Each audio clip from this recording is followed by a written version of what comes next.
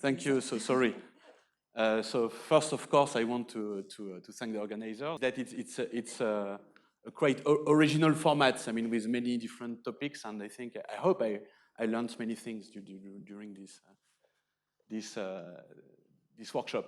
So basically, I'm going to talk. I'm not going to. I hesitated in between talking about turbulence, but maybe I think that either the turbulent people here will know exactly what I will be talking about, and certainly I will not be able to give lectures to those who don't know turbulence.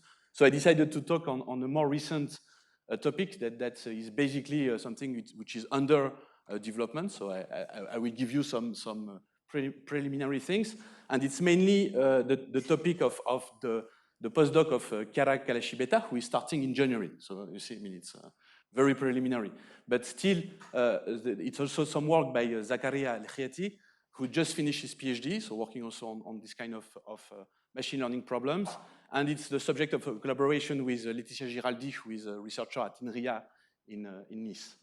So basically, the motivation of this project is the following: is to try to understand how to control in an optimal manner micro robots which are used in medical applications. So it's a topic under development, and it's used in particular to do some very focused drug administration, or to do some microsurgery in a non-invasive manner. So that's the motivation from the INRIA and applied automatic part. And typically, in order to understand the dynamics of such microswimmers, people are thinking in on two different questions. The first question is to try to optimize the locomotion, so the micro scale things on how to optimize the displacement of these micro robots in a very complex environment with possibly some non-Newtonian fluids and things like that, and in particular to find in that case the optimal gate that will lead to a cost-effective displacement. And the second problem is more the problem of navigation, is that once you have a micro robot somewhere, what you want to do is to optimize the path of these micro robots in order to reach the target. And typically, I mean, these two problems are seen as two different optimization problems. And in the application, the targeted applications in medicine, typically, I mean, these things are happening on the same scale. So the navigation is in a complex environment where typically distances to obstacles, walls, and distances to other swimmers is of the order of the displacement, of the motion, of the deformation done by the micro swimmer in order to advance in the flow. So basically, this is typically the motivations behind that. And so what I want to take into account in some simplified model are three different peculiarities of microswimmers. So the first thing is that we are in confined environments, so we need to take into account possible interactions with walls. The second thing is that we are going to consider swarms of microswimmers, so they will interact together, align together. And the third thing is that as it's a small-scale problem, and as there are many things that are not under control, there will be noise in the dynamics. So this, and as you know, I guess everybody of you know, is that the combination of these different effects is leading to some collective behaviors, which can be clogging, so the fact that you can have a kind of traffic jam when you try to go in something which is very confined, or you can get very specific organization in a confined flow, or you can have a coexistence between the different phases. So of course, these are not micro robots, but chips.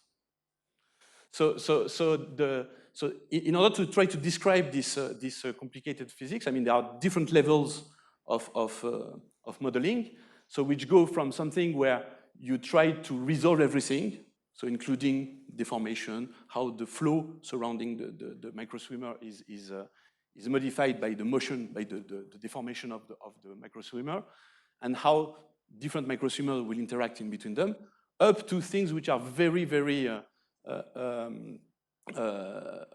simplified, where typically you can consider active Ising model, like systems. And typically, so of course, I mean, in this game, there is a balance between increasing the complexity or decreasing the complexity and having something which is more realistic in order to fit to applications. So basically, I will consider the simplest case, and so it's a model which was introduced by Perwani and collaborators in the early 2010. So which is a kind of active pot model. So the situation, I mean, the model is the following. So you have a grid. So in our case, we have boundaries on this grid, and basically, and then you have particles which are hopping on this grid, and which are, so it's a single occupancy system, and each particle has a given orientation, so which can be one of the 4 directions on the grid. And then the dynamics is the following. So the particle can swim if there is no neighbor facing the direction of the swim. So this is happening with a given rate, which is a proxy for the swimming speed. Then particles can reorient. So it can reorient randomly if there is no neighbors. And if there are neighbors, it will reorient with a rate which is favoring the fact that they want to align with the neighbors. Okay, and this is involving a parameter which is somehow measuring the balance between random orientation and alignment with the neighbors. And then, of course, so for walls, we are considering the simplest model, which is just bouncing on wall. So if a particle is facing a wall, it will come back with an opposite orientation. So basically, in what we are, so we are considering a channel geometry, so which means that we have 2 walls, top and down, and then we're considering periodic boundary conditions in the other direction. So in this model, we have several parameters. So of course, the swimming speed, the rate at which particles are advancing, the alignment sensitivity, this G, which is measuring how noise is comparable to alignment with neighbors. And then, of course, we have geometrical parameters which are telling us how confined is our environment. And in particular, so basically, if you can imagine that the grid size is more or less a proxy for the particle size. So it's how many particles we can put in the width of our channel, in the height, I'm sorry, of the channel. So one observes collective behaviors. So of course, it's a completely out of equilibrium system. There is no statistical theory which is well established to describe the different phases that we observe. And depending on the parameters, we can have different behaviors. And in particular, depending both on the density of particles that we put in the system and on the ratio between noise and interactions. So usually one is using the polar order parameter to characterize these different phases, which is defined as the mean orientation, the modulus of the mean orientation, mean vector orientation of all particles. So these are unitary vectors. So you see that when the modulus is 1, it means that all particles have the same orientation, and when the modulus is closer to 0, it means that you're taking random orientation. And so now, if you look at this order parameter as a function of the alignment sensitivity, you can see different phases. A phase where there is no order, where the particles are behaving a bit like a gas, and at very large alignment sensitivity, you have a polar order, which is where particles are forming bands, and in between the two, you have the transition regime, where typically you can see a variety of different patterns in the collective behavior.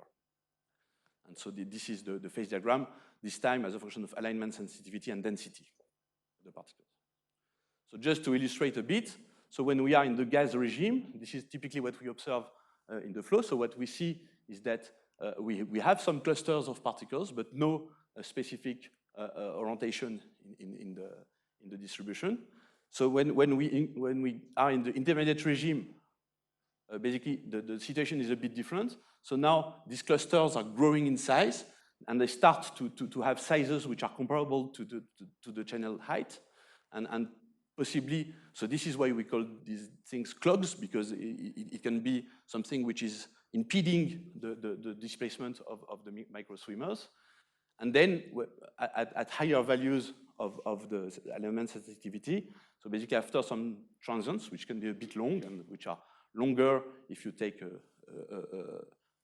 wider channel, I mean, all the particles are aligned together and they form a band, and this band configuration is of course always horizontal parallel to the walls. So this is the typical thing. So of course, being in front of a population of specialists of this thing, I wanted to do some comments on the way to describe this on the way to get some hydrodynamic limit and how to use it in order to grab some information. So of course, I'm not I have no diffusion in space. So the situation is a bit different from what people are usually considering. But typically, after doing some heuristic on the coarse graining, what I get is that one can write effective mean field equations for the density of particles with a given orientation.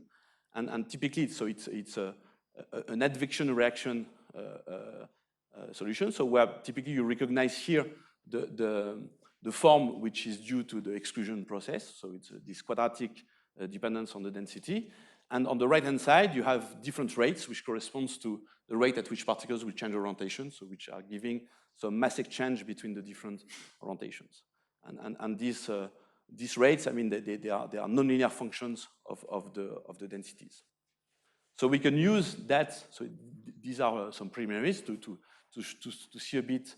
So what we can get from this continuous limit. So basically, we can do some linear analysis of different kinds of configurations, of course.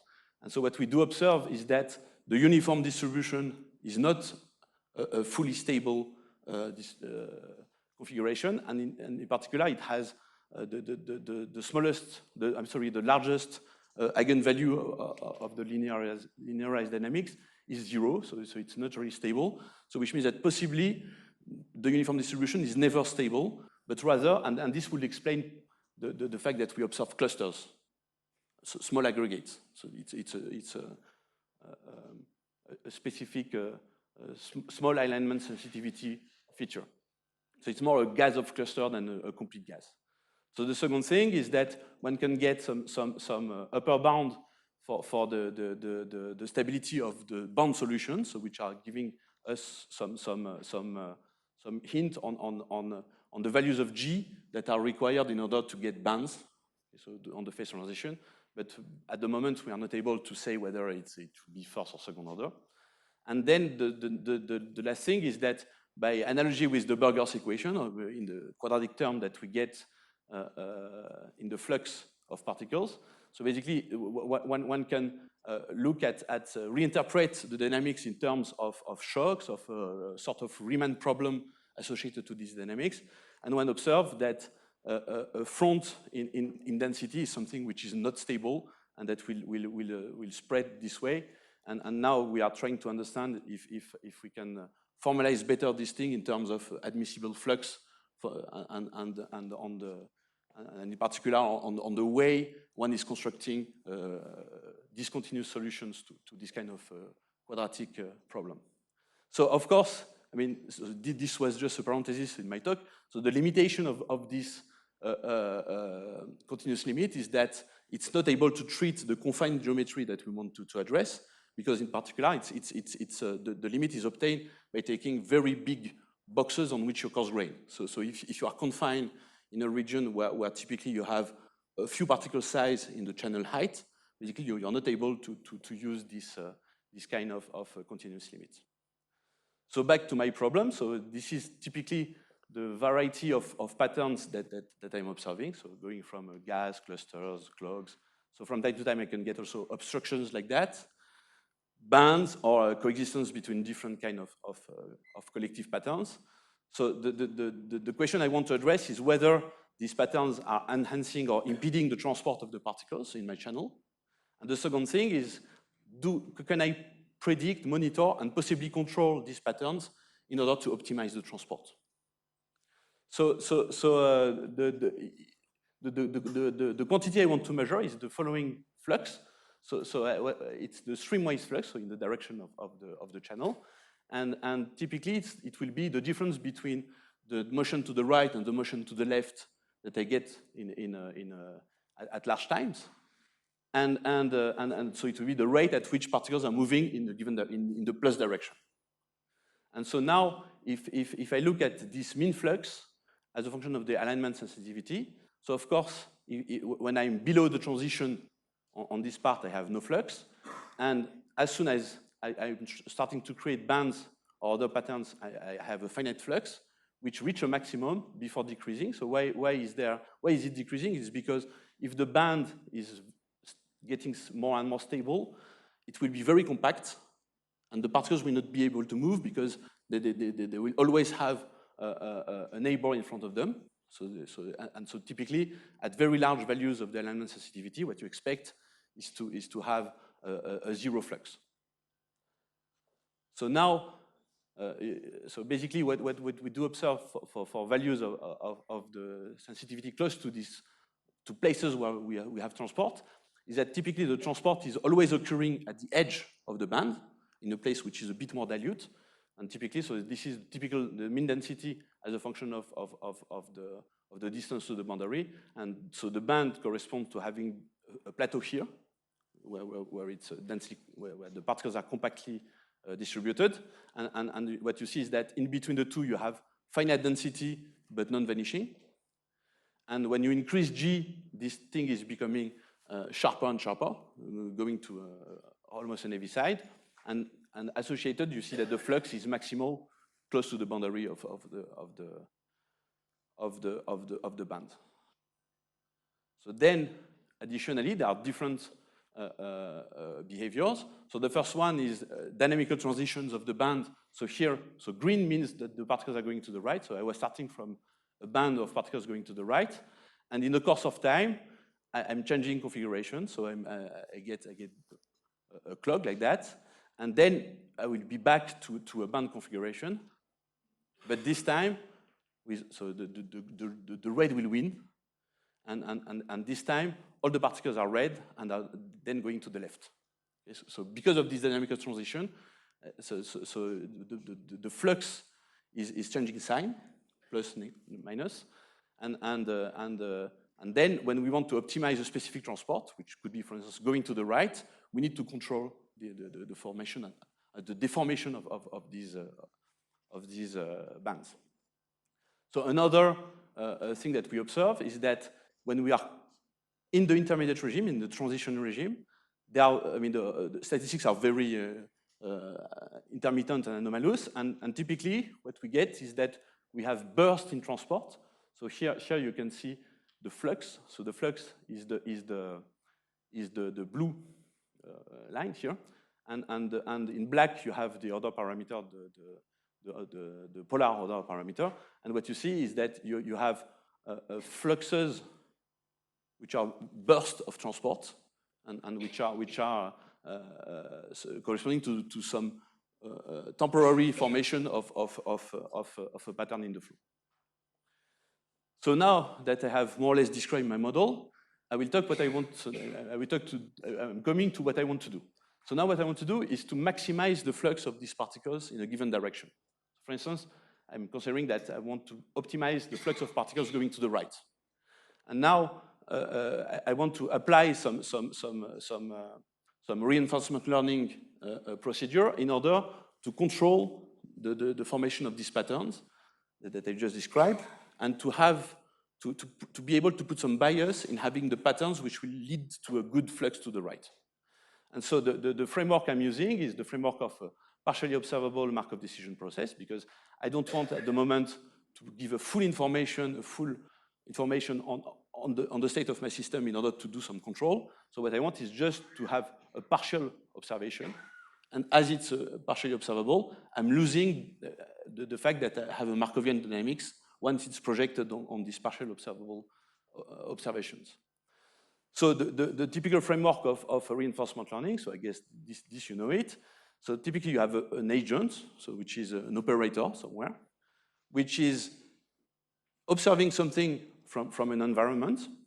So the environment is giving a state. then there is an observation which is a projection of the state. And based on this observation, it's choosing a policy to perform an action. And the learning loop is the following, is that the policy is done, so it's choosing an action. The action is changing the environment, so there is a loop between the agent who is performing the action and the environment which is changed by the fact that there is an action performed. And typically, then in between these two, there is a learning algorithm which is taking into account the action, a reward, which is the thing that is optimized, and the observation in order to update the policy. Okay, so this is the general loop. And so the reward is so as I was telling you, I want things to move to the right, so the reward will be the number of right motions minus the number of left motions that I have in a given time step. So now, when you use this kind of approach, I mean, there are many different ways to represent the actions, the observation, and to learn. And the idea, typically, I mean, and none of them is perfectly tuned for this partially observable Markov decision process, but they are well known for Markov decision process where you have a full Markovian dynamics. In particular, so these are certainly names that you've heard. So now I will show you some results obtained with the simplest approach, which is called Q-learning. So the thing is the following: is that so you try to construct a policy. So what is a policy? Is the action, the probability to choose an action, conditioned on the observation that you're doing. So now, typically, the dynamics is the following. So you start from an observation, you choose through the policy the action that you do, and because of the action, the dynamics is giving you a new observation, and this is the chain of control that you want to find.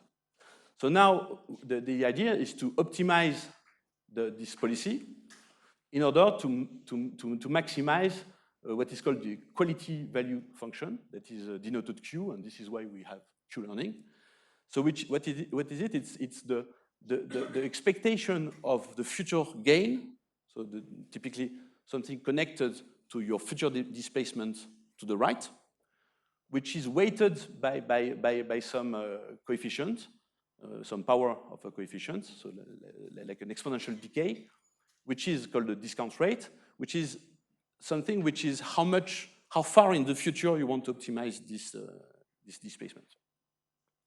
And so now so it's a conditional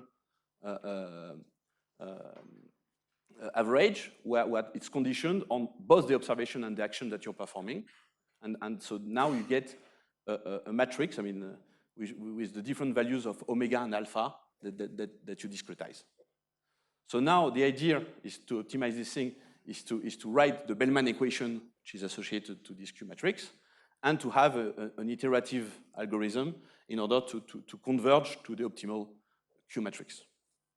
And the policy in that case will be a deterministic policy, which is choosing alpha such that it's the maximal value I mean, it's such that for a given omega, it's maximizing Q of omega and alpha. Okay. So of course, in all learning things, you have to do some exploration.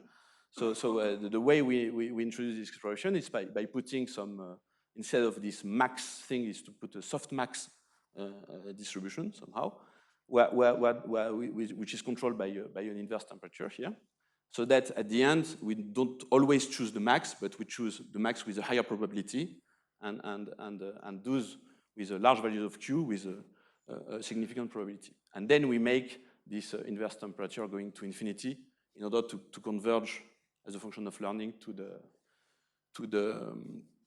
optimal policy. So now I will shortly tell you what are the states, the actions that we are taking. So we have a very simple model. So our action is either to make all the particles align horizontally or all the particles align vertically. So it's as if we were applying a magnetic field so that the particles were slightly magnetic, and then we say magnetic field this way or this way, and the particles are just aligning. Then so the state, for the state, I will go shortly. So the state are this observation of the system that we are doing. So we are losing the mean alignment and something which is, so the mean alignment, which is this polar order parameter, and the average number of neighbors that is telling us how much cluster we are, and then we are discretizing the values of these two order parameters to get 10 possible observations. So just to give you a broad idea, so the things are converging, so we get some policies with this Q-learning, but the policy that we get depend on which phase we are. So in the disordered phase, in this gas phase, typically what we see is that if we look at the flux as a function of time, so in the absence of control, which is the blue curve, so we have fluctuations, small fluctuations, which are centered around 0. And the fact that we control our system now is allowing us to put some bias, some slight skewness in the distribution, where you see that the red values are more likely to be positive than negative. So which means that we are increasing the flux, but with a very slight amount. In the transitional regime, so the situation is a bit different. So in the absence of control, so the blue curve here, what you see is that the flux is going from positive and negative values, jumping and going on almost on plateau, which corresponds to periods where the particles are forming almost bands. So the control case is able to remove this thing by relying mainly on big bursts of transport and giving a significant positive value for the mean transport. And in the ordered phase, so now when you have bands, the situation is again different. So the blue curve corresponds to the absence of control again, and what you see is that we are jumping from positive and negative values, which correspond to bands changing orientation, going from the right to the left, etc. So it's this dynamical transition. And so the presence of a control is now able to remove this change of orientation so that we are able to keep the band always oriented in the same manner. So again, I think that this is what I'm late, so I will stop here. I will just push my slide. Thank you.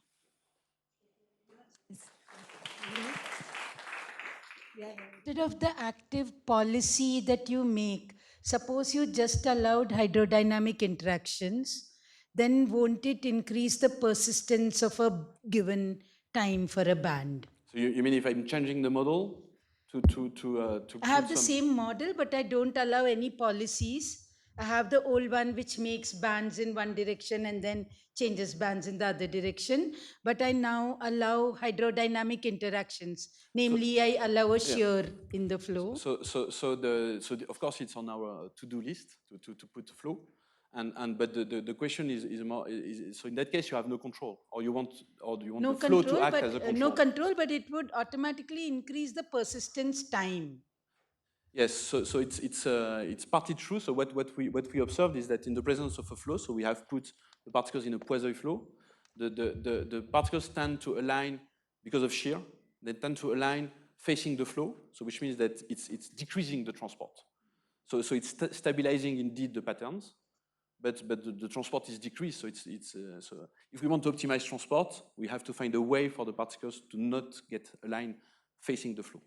Are you finding the optimal policy after it reaches the steady state, or from the beginning of your initial conditions? So the time of convergence. So we start from 0, and the time of convergence to the steady state is much shorter than the convergence to the policy. So it doesn't depend. It doesn't depend on that. So I had two questions. One was like, does this transition to the flow state occur even for a very narrow, like doesn't depend on the width of the channel, like even for very narrow channels you still get this transition?